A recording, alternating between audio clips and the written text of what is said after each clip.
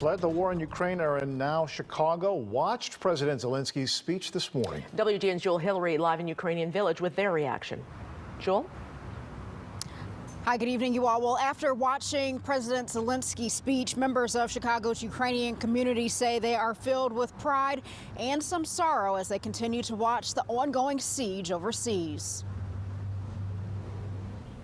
Marta Ferian, a very active member of the Ukrainian community, says she's proud of President Zelensky's remarks Wednesday morning. Because he really showed what it's like to be a leader and to have courage.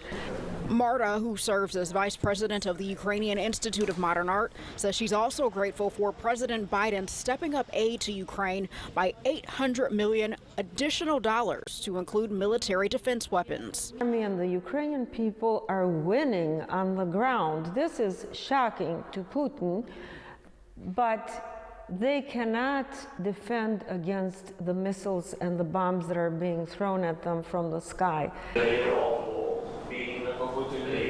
In his message, Zelensky calls the war a terror Europe hasn't seen in 80 years, making parallels to American tragedies like Pearl Harbor and 9/11. Other bigger cities in Ukraine, they're wrapping up statues, they're hiding works of art underground. In an effort to help people express themselves, the Ukrainian Institute of Modern Art is showcasing a protest exhibit where professionals and amateurs can showcase their work.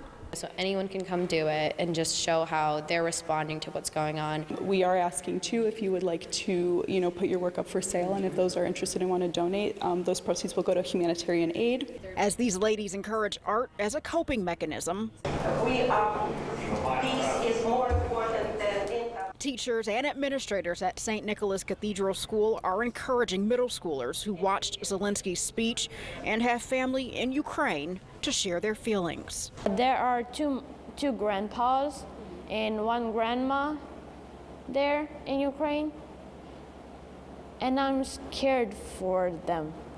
My mom's brother, and then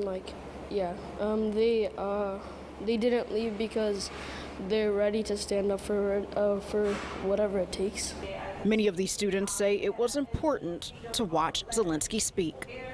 I feel very disturbed for what is currently happening, and Zelensky addressing the Congress is really what the president should do.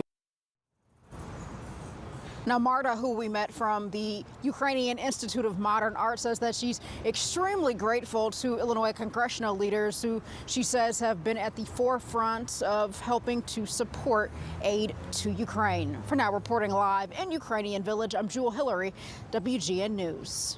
Thank you, Jewel. Mayor Lightfoot also responded to Zelensky's address. She tweeted in part, "We all understand the insurmountable pain of this moment and continue to send prayers to Ukrainians both at home and abroad. The U.S. must continue tough economic sanctions against the Putin regime and further military and humanitarian assistance for Ukraine. America stands up for freedom, always has, always will. Chicago is fully ready to provide additional support to the Ukrainian people." Protesters gathered